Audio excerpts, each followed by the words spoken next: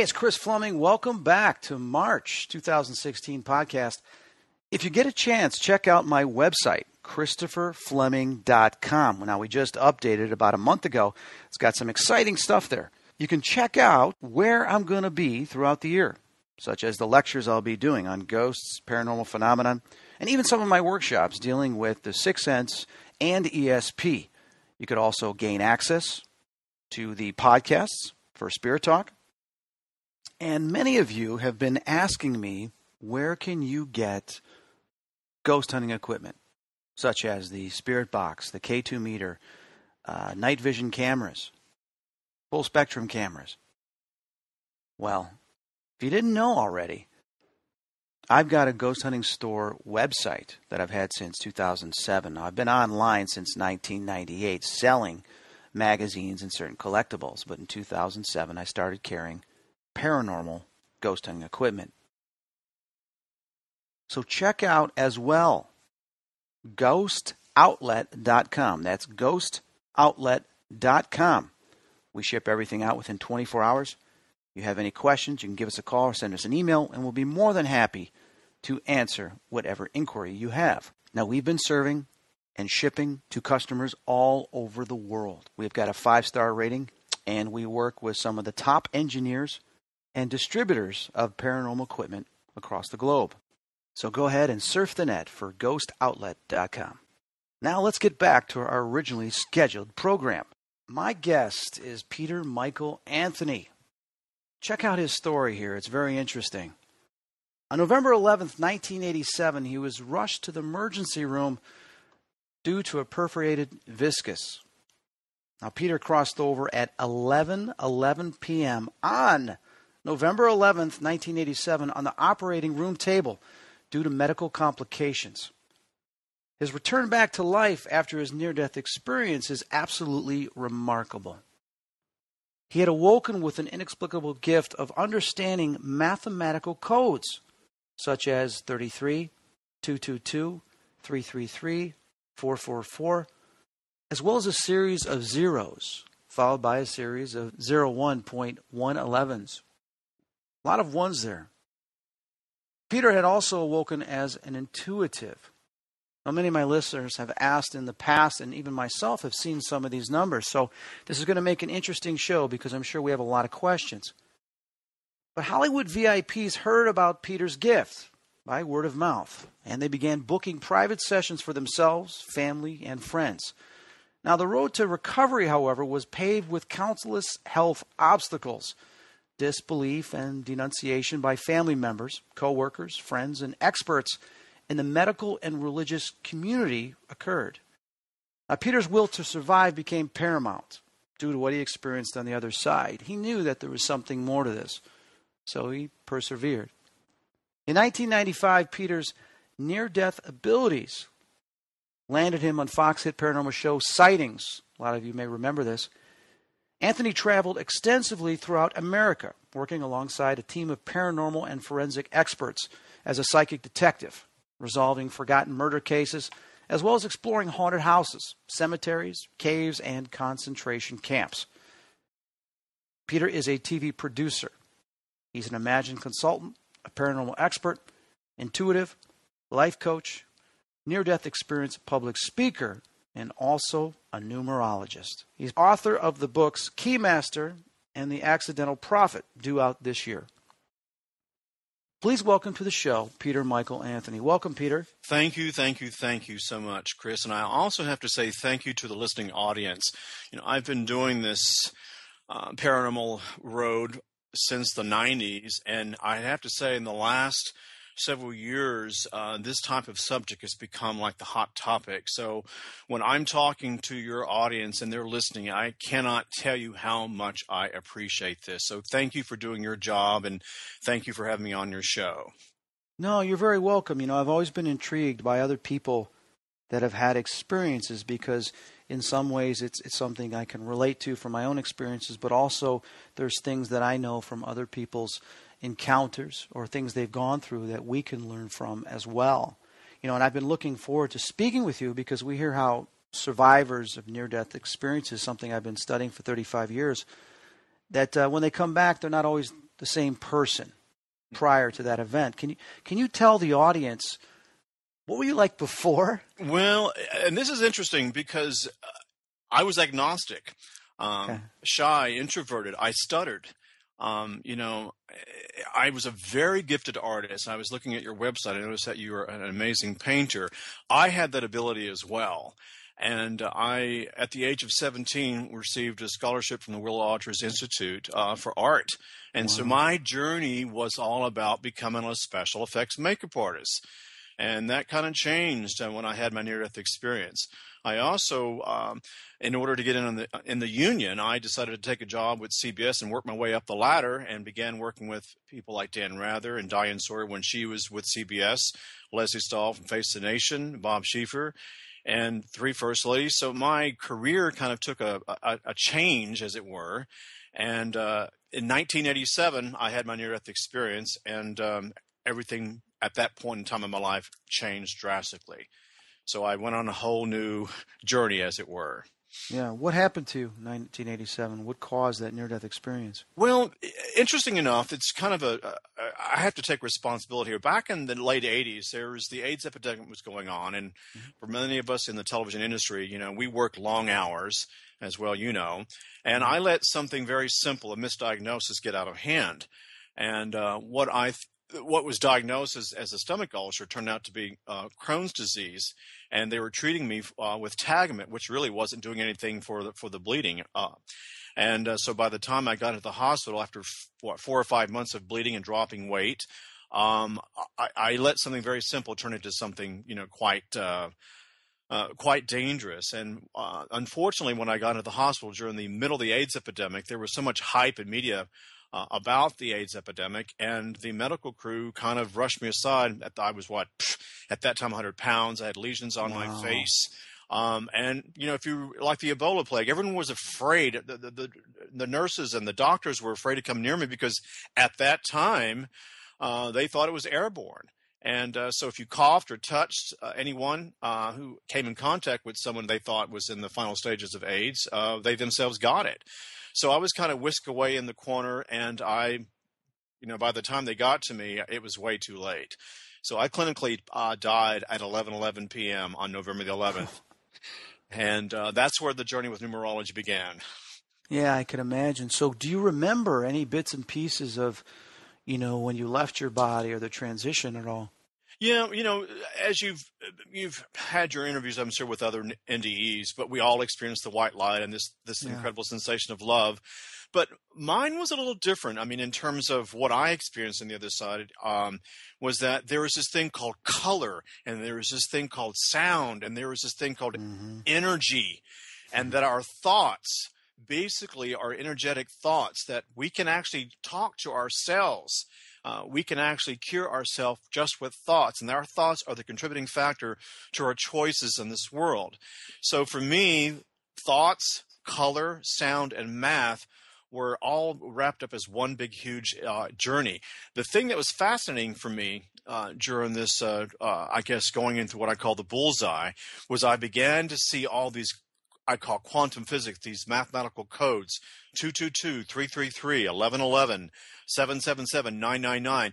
And at that time I was seeing these codes, I knew exactly what they meant. Now, we didn't really get into triple codes until after 2001, but I knew at that time that they had something to do with what I call moral codes. And so when I came back into my body, the first thing I asked for were numerology books, and I began this search of trying to understand what I call the compound numbers or the master numbers or the karmic numbers. And at that time, Chris, there were no books out on these karmic numbers. There were no books on 222 or even just a little bit of information. So I, through my studies of numerology, began to tap into these numbers by working with a lot of very powerful people in the Hollywood industry, and their numbers 1 through 9 were not corresponding with their destiny or their journey.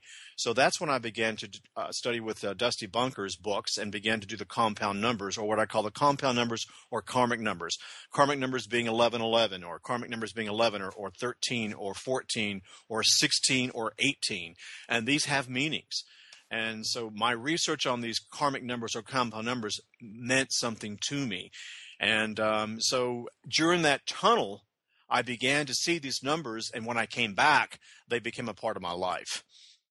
It's amazing. And, I don't want to take away from this interview here. I just want to state briefly, you made me think of something.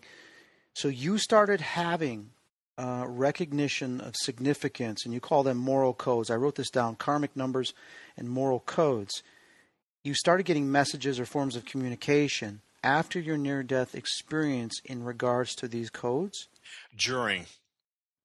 Yeah. Wow. And I noticed on your website you have, we talk about this connection when talking to spirits. Yeah. For me, it was telepathic communication on the other side. Right. When I had this encounter with what I call this entity called God. Now, imagine I go back to using the word agnostic. I didn't believe in anything, and yet at this time when I was having this conversation, what I call the eye of God, I was spoken to through what I call, and this sounds kind of very witchy-woo-woo, through the third eye. Mm-hmm. And I was able to understand everything. And this is something else I want to talk about, and this is something that kind of goes back to this color, sound, math, and energy and thoughts. When I crossed over, I tapped into the collective consciousness, or what I call the collective intelligence. Correct. So imagine tapping into the Teslas and the Einsteins and the Darwins, and imagine tapping into your professor in college who was a history professor. All that intelligence was put in my mind, and I knew it all at a split second. So, and these codes, the same thing. I could understand these quantum codes at that moment. And we talk about the series of the series of zeros and ones. It was 000.111.000.111.000.11. Wow. And I learned to understand that these were kind of an intelligence beyond our galaxy. And so I began to do some major research on these numbers. 0 is the number of God, and or the entity of God. And it's the ancient code we call as above, so below. We call it karma. And so it goes back to our thoughts. We are the navigators of our life because of our thoughts. And so I began to learn about the 222s, meaning, trust, and the 444, do the work and let God do the rest. And handing over your what I call the committee, those thoughts that we are always worrying about, the boyfriends and the girlfriends and the job and the money and all those things, and handing this thing over to a divine spirit or God or source, however you want to identify. I'm sitting here listening to you. Oh my God, are you like a clone of me? I'm sitting here going, but yet you've already evolved towards understanding these numbers and communicating these numbers, because everything you're saying, I'm like, oh my God. We talk about the universal mind. We talk about infinite intelligence, such as what Napoleon Hill spoke about. Mm-hmm. Some of the greatest minds in history. And when you talk about the telepathy, thought transference, stuff like that, they're speaking to your consciousness.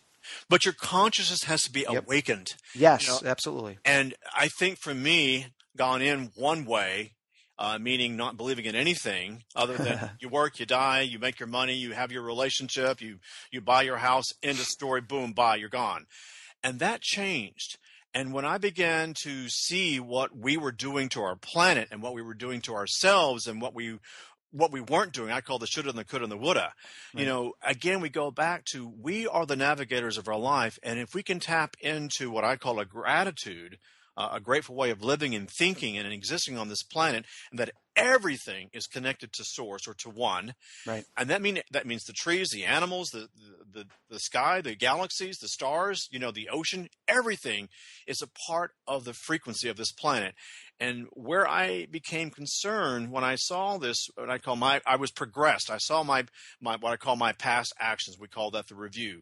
But I also was progressed into my future, and I saw myself not stuttering. I saw myself sitting down and writing a book. I saw myself traveling around the world, speaking to people. And what I learned, I was here to contribute to the shift of consciousness, and that one person can make a difference. So I set out, again, at ground zero, and basically lost the gifts of an artist and began to tap into this thing called the paranormal worlds. Mm-hmm. And it all because of numerology. It's just, I'm just intrigued now, I don't even know where to begin, because I'm sitting here, it's like I know you. It's the craziest thing. I had an out-of-body experience. Some of my listeners have heard it, not everybody. I'm not going to go into it, but I had an out-of-body experience. Could have been like 8 years ago, 9 years ago. It's like I don't even remember the exact time it occurred now. But during that experience, I had a choice. I didn't want to come back. Okay, and there's something that occurred. They showed me, and I didn't want to come back.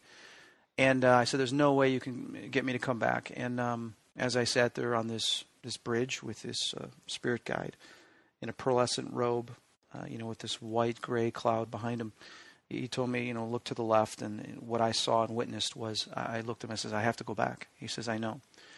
After I came back, I started seeing sequences of numbers, but yet I don't have the ability and the gift to communicate through those numbers. I shouldn't say it, to know exactly those numbers nor pursue that path. That's not my path.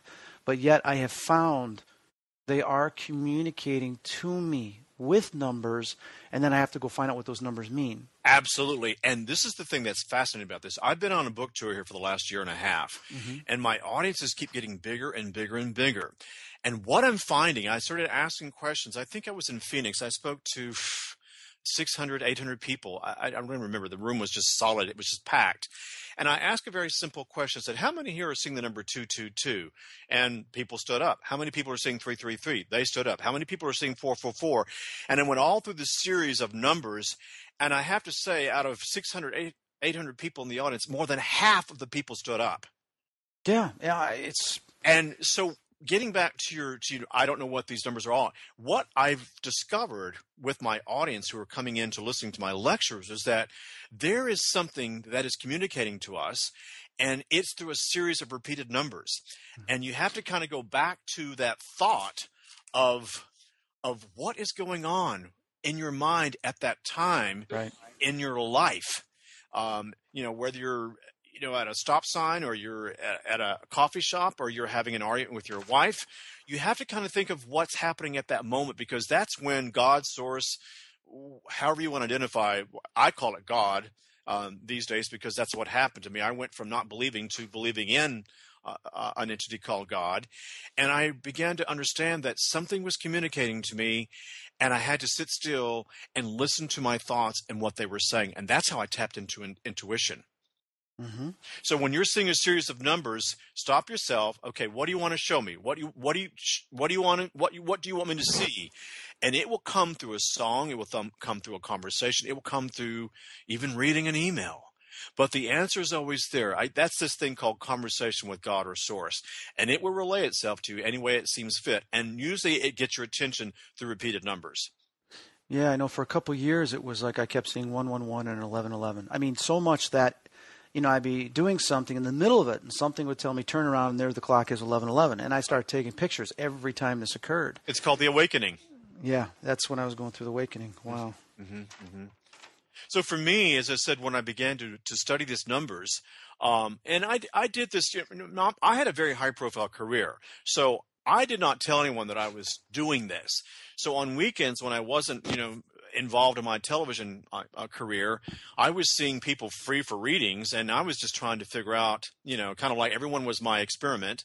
And I was seeing who was coming to me and what the numbers, meant and how it corresponded with their lives. Especially, I discovered in our film industry and our whether it was the sound techs or the producers or the writers, they all had these amazing compound numbers. An example like 13 or 11 or 22 or 44, and it wasn't just a basic 8 or it wasn't just a basic 4. It was the 44 or it was the 26/8. And I began to realize that the stronger the vibration that came to me, or to call the stronger the energetic vibration that came to me, the stronger the responsibility of that soul on this planet to achieve. Oh, last year I spoke about the number 515 that, I was going to go on this trip, and I said to the universe, should I really go on this trip? Do you want me to go? Do I need to go out of the country? And sure enough, the day before I was supposed to leave, my alarm goes off. I wake up, and yet it wasn't my alarm. They were bells, like angelic bells. And I'm reaching for the clock, and I realize, my God, that's not even coming from my clock. And the number on the clock said 5:15 in the morning. Yeah. And a voice said to me, and I know that voice, it says, remember this number. And then the bells disappeared without me even touching the alarm.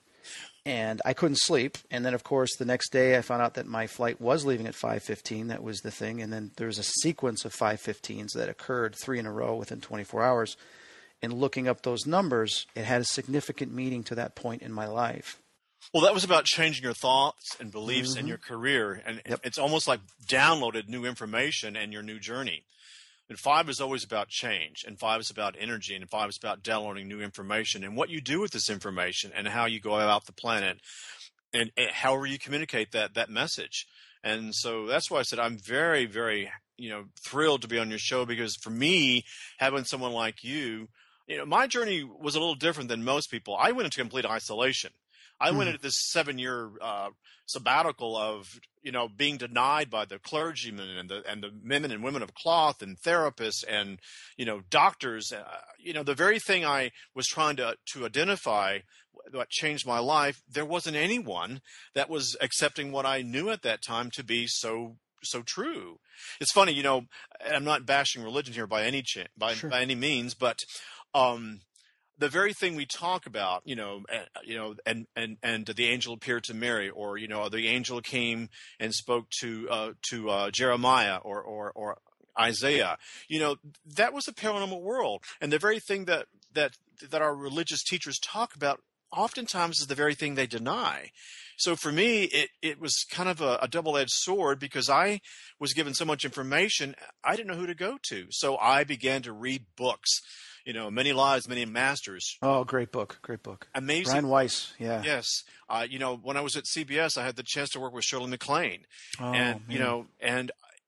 So these very powerful people kept coming to me, and I sat there and I listened to everything that everyone said, and I began to kind of tap into a new consciousness. And these numbers, whenever there was a great shift in my life, I would always see these numbers, and I began to study what these numbers meant. And then how I got into the paranormal world, Chris, you'll love this. I became what I call gifted at numerology. And I was contacted by a homicide detective who was working on a case, and the victim that was murdered happened to have all these numerology codes, and listen to this, was a special effects makeup artist. Wow. So I was called in, and this was the catalyst, that what I call that change, that one phone call, that one situation in your life that completely changes the rest of your life. And I was able to solve this case against all odds with the DA and the homicide detectives and the police. I mean, back during the 90s, before the medium came out, I mean, people like me were considered circus acts. Yeah. And so I certainly wasn't welcomed by the police and their detectives, but I was able to give them information and able to solve the case, which led me to sightings.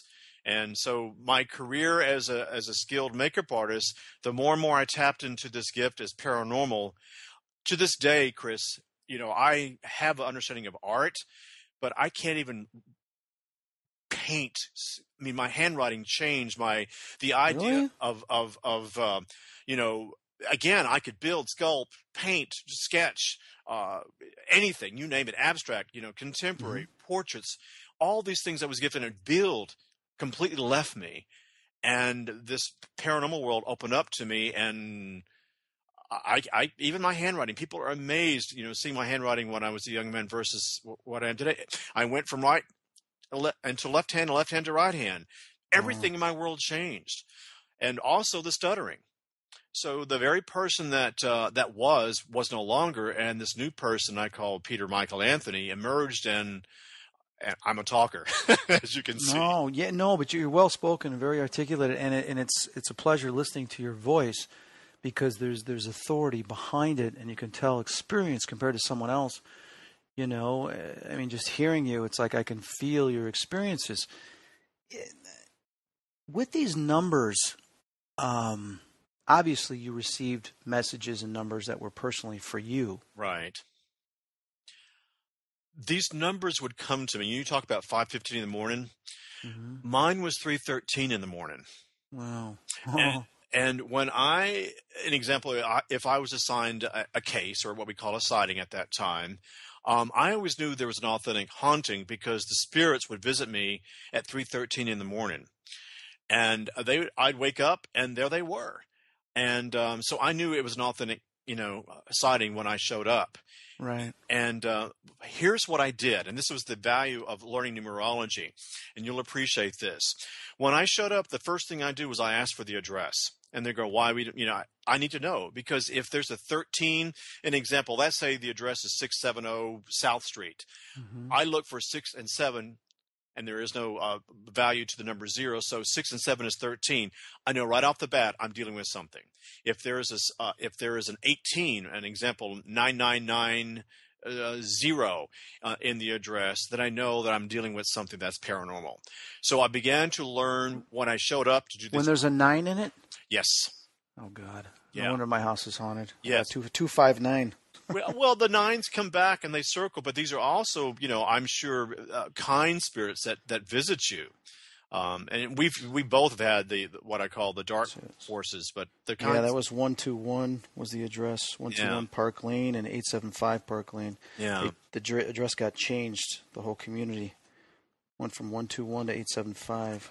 Huh. So for me, as I said, the first thing I do is I look at the address. I look at the time of the death or the suicide, and here's something I want to say. I go back to energy, and you can relate to this as a paranormal expert. Mm-hmm. If we are energy on this planet, correct, and you go to an example, what we call a haunted sighting, whether it's a castle or whether it's a cave or whether it's a house, a cemetery, if something happened on that land, let's say before it was a cemetery, let's say that it was a mass murder, and they decided to level this ground and they put a cemetery in, that energetic frequency never goes away until it's resolved. Right. So you can build a mall, a cemetery, a house, a church. I don't care what you build on that energy deposit, it's still going to be there. So my job to go in is I try to find out the information of what really did happen during that period of time. Was it a suicide? Was it a murder? Was it a betrayal? Was it a mass murder?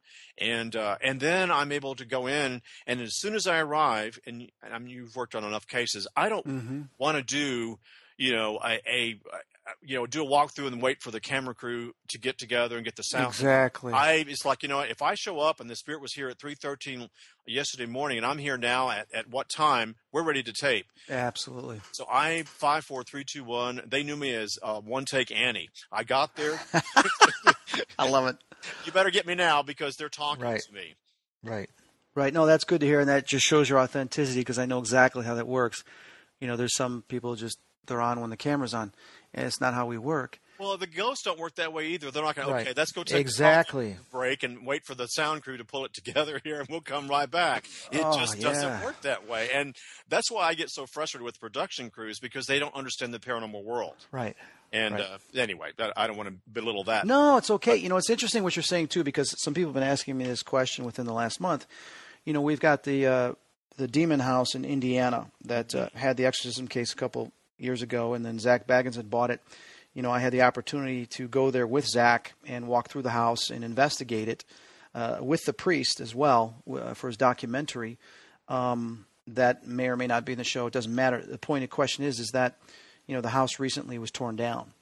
I haven't discussed with him the reason for tearing it down. I do know that what was there was affecting not only him and people in the production, that it was still there. It was still affecting people. But as you just stated here, I don't know what he's done to remove it, because even if he's torn it down, it could still be there. Absolutely. And here's the thing, Chris, in my world, and this is how it works, do I resolve every haunted case? No, I do not. But if there is something there, and this, when people like you show up or when I show up, these spirits show up because we are what I call the hypersensitive. We are the empathist. We are the intuitive. We are the clairvoyant. Whatever category, whatever title you want to tap to it. But we are that person. And for some reason, as soon as I show up, they make themselves known. And they do want to cross over. They do want to go towards that thing called the light. And, my job is to help them, number one, to resolve, why they're still stuck. And so they're talking to me as soon as I arrive, and I get what I call videos. When I show up, 5, 4, 3, 2, 1, and imagine fast forwarding on your DVD player. There's no sound, there's nothing going on, but you're trying to understand an image that's at accelerated pace. And then the further I get into the investigation, the slower the DVD player becomes, and then slower, then finally I'm able to see the clear picture of what really did happen. Wow. So it's that's how I operate. Everyone's a little bit different, but that's how I operate. Mm-hmm. And I'm able to, at that time, sound comes in other words, the spirits speak to me. I get clearer pictures, and the forensic experts always are kind of blown away, because when I arrive, they usually are there before I arrive, and I show up, and as I said, I want to do a walkthrough immediately, and I can take them to the hot spots. Right. And they're trying to figure it out, a day or hours, 8 hours, 5 hours, and I'm like, boom, boom, boom, here it is. Yeah, we're done. Yeah, we're done. So okay, where's my coffee? Well, that's funny, because it's like the same thing with, if there's an episode I'm working on where there's a particular person that has to be contacted, they set up 3 different locations to take you. In most cases, the very first location we're at, I'm already communicating with them. Absolutely. Or sometimes it's even before we get to the location, and it's like, well, can you just tell them to wait until we get to the 3rd location? I said, no, they're communicating now. Absolutely, yeah. And that's what becomes, problematic, is they just don't understand that. But then there's sometimes they don't come through, or they come through later. Sometimes they've come through in between when I'm back at the hotel or whatever. It's we have no control, since they have their own free will, but yet they are conscious of what we're thinking and projecting about them, which attracts them to it. They hear us. They know us. What I'm studying here, now I go back to color, sound, math, and energy and thought. And this is something I'm just putting this out there. It doesn't mean it's concrete. This is just my own interpretation. But as a psychic, or as an intuitive, or as an empath, or hypersensitive, what I'm learning is what we do, and people kind of take for granted. You and I get into a REM cycle immediately. We get into that subconscious, superconscious state of consciousness, right. And we keep going lower and lower and lower until we're finally able to tap into not just beyond the 6th sense, but the 7th and 8th and 9th and 10th senses, right. Where we are hearing the sound, and we're seeing the visions, and we're feeling, and they're communicating with us. It's a highly sensitized sense, and it's a huge responsibility. But I also find too, Chris, that these things like to follow me, and they like to come home with me. And yep. And so I've had to learn to kind of balance this. You said something earlier in the conversation. It's something that's happened to me frequently. I'm hearing these angelic bells mm-hmm. in my condo, and I can't explain it why, and it randomly shows up. And it's in the kitchen of all places. And I'll run to the kitchen, and then it's not there. And then I'm like, okay, so what are you trying to show me? Talk to me. And I was doing a radio show about a month ago, and they didn't hear it, but I heard it. They went into my headset while we were just Skyping, and it kind of freaked me out. In the middle of the interview, I kind of paused and was like, oh my God, they're here now, and what do they want to say to me? But I don't understand why I'm hearing these bells, and it's just become a point of interest, a point of determination, and a point of I have to know, because they're almost like Tibetan bells I hear. Yeah, and yeah. I have no idea. Well, the one thing when I heard it, it made me stop, listen, and it was truth. To me, it was like, this is truth. These bells are signifying, hello, what follows is truth, that there is no deviation from it. Mm. It's your choice whether you want to listen to it. But this is truth. Take it or leave it. But we're trying to get you to take it, meaning that pay attention to it. Mm-hmm. So for me, when I hear those bells, that means truth. So that there's going to be a change. Something's going to be coming up. That this is going to help me in using my own free will to make the right decision. Well, I think I'm going to take that from you then. It's like if somebody rings the doorbell, they're letting you know they're at the front door, they're coming in. Right. You have the decision, the free will, whether you want to answer it or not. You look at, for me, I was raised a Roman Catholic. I was an altar boy, and when he would hold the host up, we would ring the bells.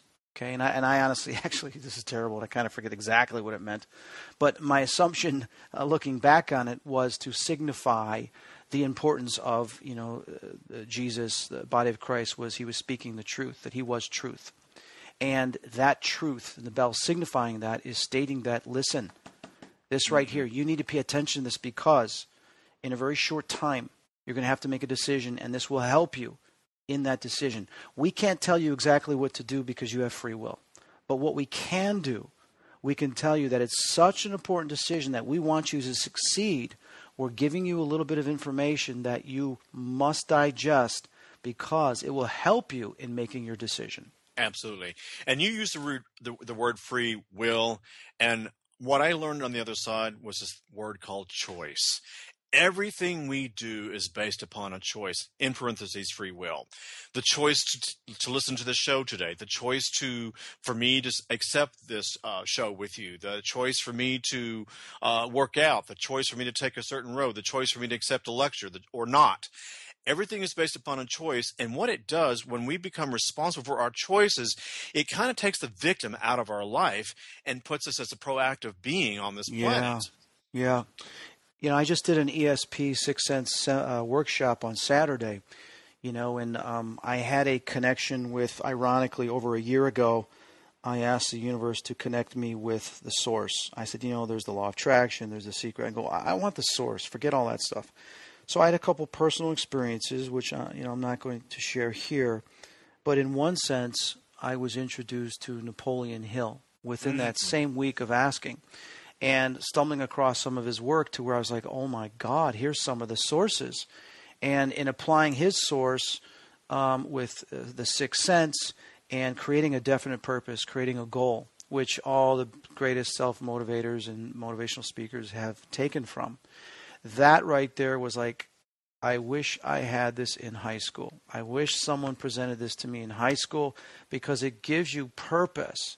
But your thoughts, your desires behind it is the fuel. So I've been working with that and assisting a lot of my clients and people in my lectures how important that these truths are so that they can follow them and use them to their advantage. And like you said, when we get disease, when we get sick, when things don't go well, it has a lot to do with our choices and our thoughts that we need to. You could take the secret and the law of attraction and says, okay, think positive, positive, positive. But it's not just that. You have to direct. You have to focus that positive. They tell you to focus on it, but they don't tell you where. And so, this is. Thank you for bringing that. This is my big issue with the secret, and I'm going to maybe kind of irritate some people here, but it goes back to something. Yes, the secret was phenomenal. It was a breakthrough in consciousness, but what they forgot to share with us was that it has to come from pure intention. Because here's how it works. So let's say the concept, you want a car, you want a relationship, you want this, okay, that's fine. But you go back to a lack consciousness. If you're wanting this outside of you and you think the car or the relationship or the new job or the college education is going to make you happy, I'm telling you the person on the other side, meaning crossing over, that's not what it's all about. And what we do, we've been kind of misled down the road of wishing and your wish is my command. It doesn't work that way. Here's how it works for me, and I'm just how it's contributed to my success. I asked the universe, God, source, how may I be of service? Yep. And with that, I asked to be at peace. And when you're at peace, and when if you're asking to be of service, that's when the universe shows up. It's not about the relationship. It's not about the job. It's not about the money. It's not about the apartment or about the new car. It's about how I show up on this planet. And this is what's wrong with America, because we've been led down the wrong path of consciousness. And this is why there's this extremism on both sides of our political parties. And so what I'm doing on these lectures is I'm like, let's get back to the basics. And let's get back to these things called choice, free will, and use your integrity and use your principle and use this thing that I learned on the other side called love and balance and kindness and lending and a helping hand. These are the things that are missing. Even just the thing called manners. We have that completely missing in all of these primary elections and caucuses. It's just about hate and outdoing your opponent. And I'm like, let's get back to kindness and helping, because if we don't do it, if we can't even learn the basics, we're headed towards a very, very, what I call a very critical time in consciousness. So I think this is why when you've done research on near-death experiencers, this consciousness has finally caught up.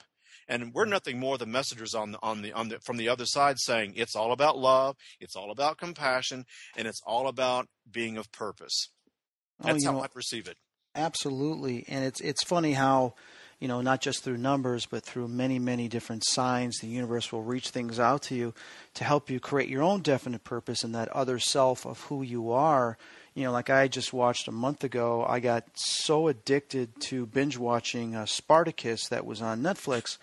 And there was many reasons why. I had a past life during that time. So to me, it was just like an emotional roller coaster. But there was things that I grasped from it in applying today. Of course, it was a very violent time, but then we look at it's even a violent time today. It's just done in different ways. But the one thing that was, there's good and bads of both time periods, don't get me wrong. But the one thing that I looked at that was there was some incredible honor towards one another for standing up what they believed in and sticking to it to help one another, even if people didn't see the light of day. And the other thing was gratitude, which we say thank you today, but not everybody says thank you. People take things for granted.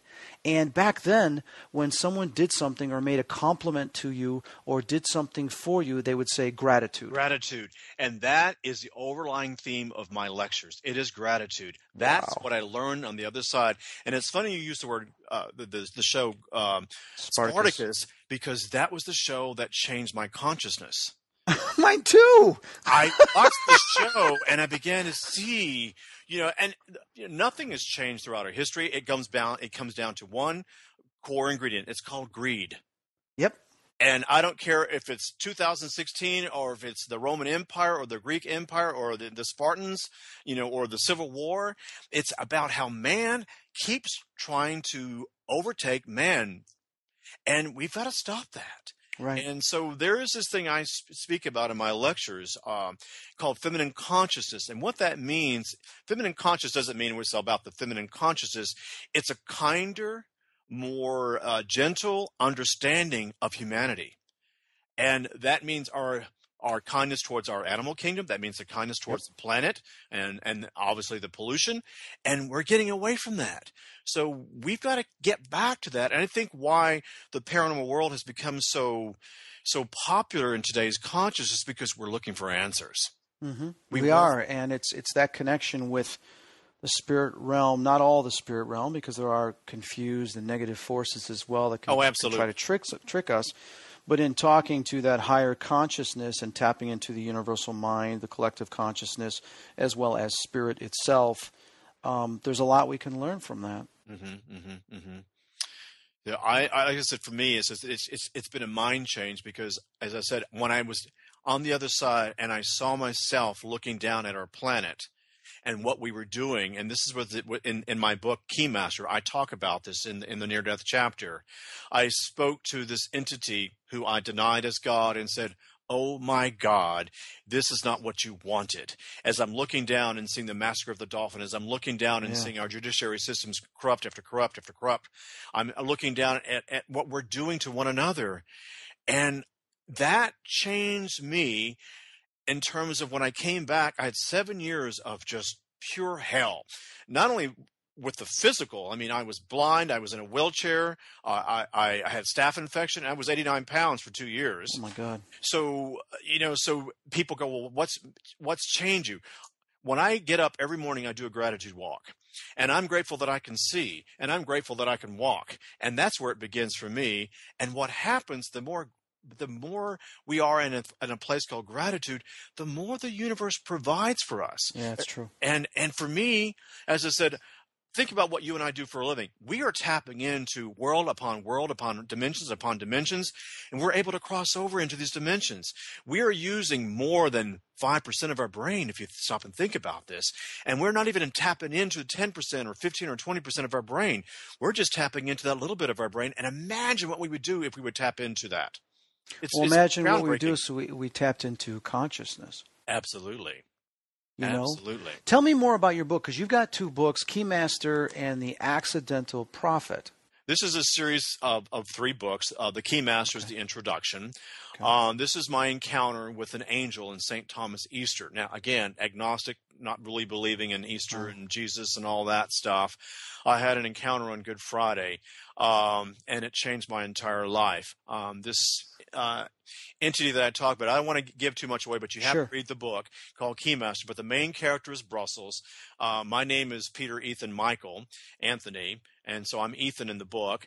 But it's about my struggle of who I was at the time and how I was in a greedy consciousness and what happened to me on this island in St. Thomas and how my life changed because of my near-death experience and the overall effect of how I began to contribute to the planet of shifting. And that's when my success began to show up. It wasn't the CBS, which was amazing, and all the great kudos of what we call the senators and the congressmen and the celebrities and the TV personalities and the writers and the people, the doers and shakers of the planet.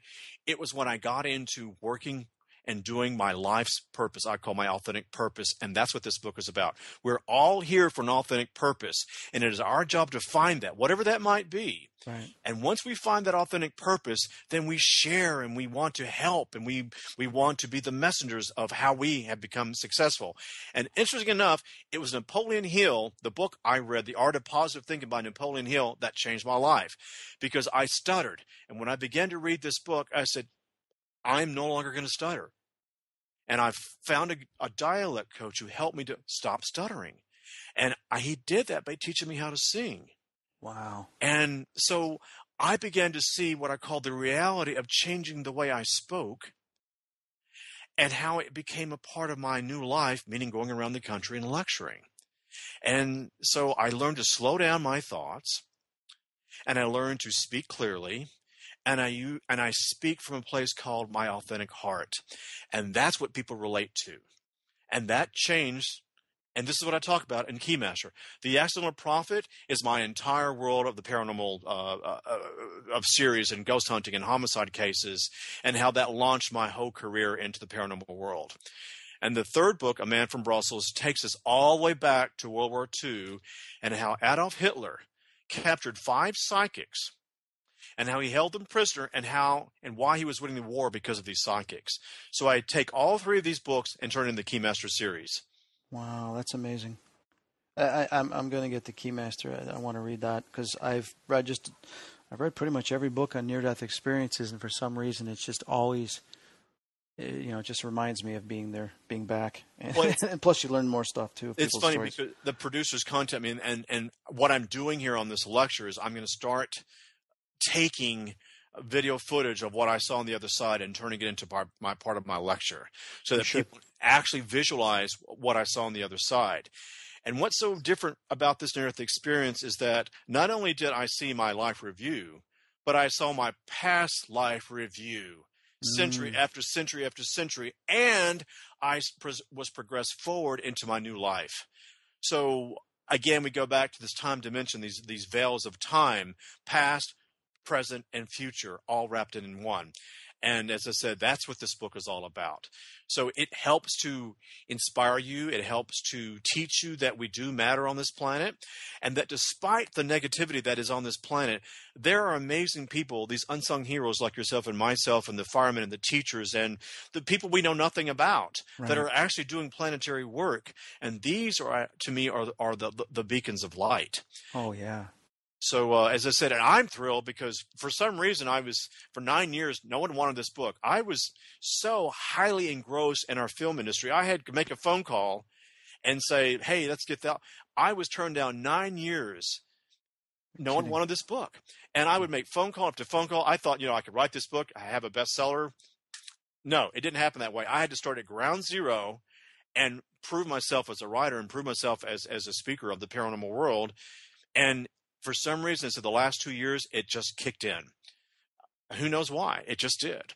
Yeah, it's a fantastic. And when we're done here, I'm going to get your book. You can get it on Amazon and Barnes and Noble, and people can also go to your website, which is theaccidentalprophet.com. Now, when you do your tour, you travel around San Jose, San Francisco, Salt Lake City, Nevada, Los Angeles. You ever go out to the West Coast, to the East Coast or Midwest? Yes, I'm actually, you guys, I'm coming to Virginia Beach. I'm going to be there for 3 days in the summer, Salt Lake City. And it's funny, too, because, I'm from the South. And every southern state denies me. They won't let me come in. So I thought, okay, we'll hit the blue states first. So I hit both coasts, and I hit the West Coast and the East Coast, and I hit Canada. And I'm hoping to get down to Australia, but it's all up on the, if you did the political landscape of the election, you'd see the blue states on the West Coast and blue states on the East Coast and all of Canada and all the way down Hawaii down to Australia. That's where my book is selling. It's so bizarre. Oh, that's awesome. Yeah, but yes, I'm coming to the East Coast here in the summer, and I'm thrilled. With everything that you've been through, what has been like the most significant change because you're NDE, as well as the most challenging personal battle that you've had to overcome? The loaded question. I know. But here goes. The overwhelming change in my near-death experience show me that all of us on this planet matter, period. And that we all have an authentic purpose, period. And that if we start with gratitude every day, it is an exercise. I start my day with gratitude, I end my day with gratitude. And it changes the frequency of the spirit. And that's when you begin to actually manifest. And this is when the secret comes into realm. You're actually able to wish for whatever you ask for, and it comes because it comes from pure intention. And so that's what I believe. If you come to the table every day and appreciate what's in your life rather than asking, ask to be of purpose. And that's what I do daily. The challenging part for me was no one listened. The doctors, the priests, the ministers, the rabbis, the divorces, the family members, no one. It wasn't the health obstacles I had to overcome. Again, you think about 2 years in recovery, not amazing. Walking and not being able to see and in a wheelchair, and was given 3 months to live. That doesn't compare to the denial that I received in my television world. I was laughed. And back in the 90s, we had this thing called trash TV, and I was one of those, people on trash TV that was just belittled public television. So it was, and on as a very successful series. So it was a very tough thing. So I went into this world called introvert. I sat down and I didn't know how to type. So I wrote longhand my first book, Keymaster, on sticky notes. And turned it into one of my receptionists and had her type it. And then I ended up getting an editor, and she was amazed that how I was able to write my first book with no study. She said, wow. How did you do this? I said, I sat down and I asked for God to guide my hand. And so what you read is longhand on a legal pad and sticky notes on my travels up until 2007. I came out of the closet with my near-death experience in 2007. I quit my job in the film industry and decided to become out in front and center with it, and I haven't stopped since. Good for you. Good for you. You're fulfilling your purpose. Now, I've got to ask this question. I know a lot of my listeners would say, why didn't you ask him? Okay, the significance of people seeing the numbers 222, 333, and 444. Wow. 222. This is the Archangel Gabriel speaking to you, that all your worries and concerns are being taken care of. Got it? 444. This speaks to me of the Michaels. This is where here, this goes back to authentic purpose. When you're seeing the 444, are you on your path of destiny in your career? Or are you just taking the buck as a CPA and you want to be an actor? Or you're an actor and you really want to be a CPA? This is do the footwork and let God do the rest. In other words, hand your desire over, your career, whatever that might be, and hand it over, because when you're seeing 444, it is about purpose. And 333 is about higher consciousness, higher thinking, higher purpose. It is the Christ consciousness. This is the number that Tesla and Einstein and Darwin all began to see. Even Maria Otwitz, during Hitler's psychic that was held in captivity, all began to tap into 333 way before we became conscious of the number 333. So it is a direct conversation that is going on to the listener. When you're seeing the number 333, you're seeing it on a license plate or at the time, or an example, I got a Federal Access package with 333 Geary Street in San Francisco. I pay attention because that means the Christ consciousness is speaking directly to you. Mm-hmm. And if you're seeing the 000, stop what you're doing. This is a direct conversation from God's source, meaning they want to talk to you, so pay attention. That's awesome. Just because, last week in the middle of the night, I opened up my eyes, I'm laying on my back, and you can't, the 1 clock on my digital Comcast thing, which is at the end of the room, you can't see it where my bed is. You have to sit up to be able to view it. Something says sit up. And I go, what? It goes, sit up and look at the clock. So I get up and look at the clock. It says 222. It says, remember this number. I said, okay, I'll remember it. And I haven't looked at it. I forgot until I remembered you telling me this. And this was last week. It was over the weekend. So ask all your listeners that are listening to this, all of you listen to this. If you're seeing the 222 or these series of what I call the triple codes, these are moral codes. What is happening in your life? What needs to change? What is your real purpose? Why are you here? Why are we experiencing this right now at this time of consciousness?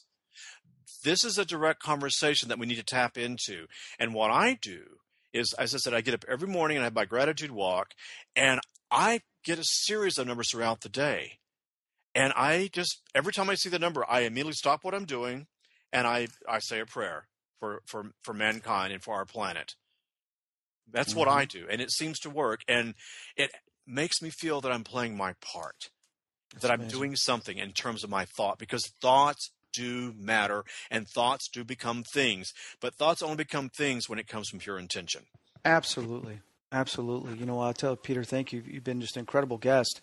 You know, people can get your book at Barnes & Noble's, Amazon. Yeah. Your book, Keymaster, and I see that you've got some other stuff on your website, too. I'm looking at it right now. There are all these articles I've written about consciousness and where we're going. And also I'm a study of astrology and the importance of where we are astrologically. It's funny you use the word Spartacus, because if you go back to Spartacus, if you go back to the American Revolution, if you go back to the Renaissance, if you go back to the Elizabethan period, we are identical in consciousness to all of these histories, repeated history.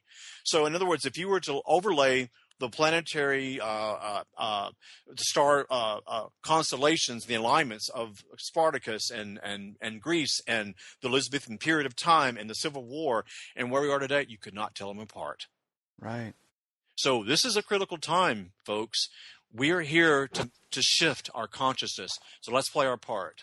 Yeah, and everybody start listening to the messages the universe is sending you. Peter, any last things?